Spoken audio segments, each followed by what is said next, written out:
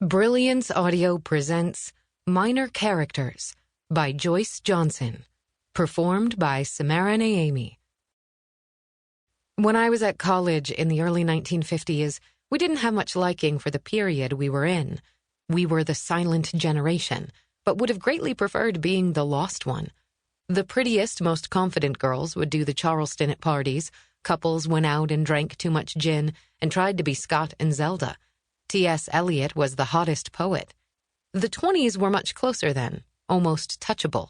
You could still find flapper dresses in your mother's closet. Periodically, the young revived the Beat generation. 1993 was the year of a Beat revival in downtown Manhattan, where a wave of cafe poetry readings made the cover of New York Magazine. In a Gap ad for khakis, I came upon Jack Kerouac, posed on a warm September night outside a bar on McDougal Street, called The Kettle of Fish. Part of the original shot had been cropped away. In it, well out of the foreground, arms folded, dressed in black of course, with a look on her face that suggests waiting, you would have found an anonymous young woman. It was strange to know everything about that woman who wasn't there. Strange to be alive, and to be a legend's ghost. Beat women. At the turn of the century in Paris, Rilke cited their predecessors, the girls who came by themselves to the Cluny Museum to sit in front of the unicorn tapestries and make small drawings of the needlepoint flowers. The main thing is just to keep drawing, he wrote in the notebooks of Malt Lourdes Briga, for that is the reason they left home one day rather violently.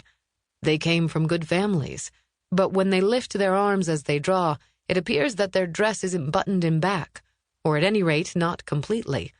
There are a few buttons that they couldn't reach, for when the dress was made, no one had imagined that they would suddenly go away, alone. For Rilke, it is a foregone conclusion that nothing much will come of all that drawing.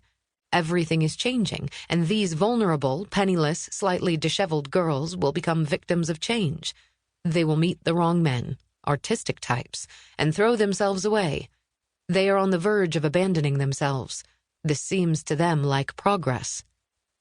In the late 1950s, young women, not very many at first, once again left home rather violently. They too came from nice families, and their parents could never understand why the daughters they had raised so carefully suddenly chose precarious lives. A girl was expected to stay under her parents' roof until she married, even if she worked for a year or so as a secretary, got a little taste of the world that way, but not too much. Experience, adventure, these were not for young women. Everyone knew they would involve exposure to sex. Sex was for men. For women, it was as dangerous as Russian roulette. An unwanted pregnancy was life-threatening in more ways than one. As for art, decorative young women had their place as muses and appreciators. Those of us who flew out the door had no usable models for what we were doing. We did not want to be our mothers or our spinster school teachers or the hard-boiled career women depicted on the screen. And no one had taught us how to be women artists or writers. We knew a little about Virginia Woolf, but did not find her relevant. She seemed discouragingly privileged, born into literature, connections, and wealth. The room of one's own that she wrote about presupposed that the occupant had a small family income.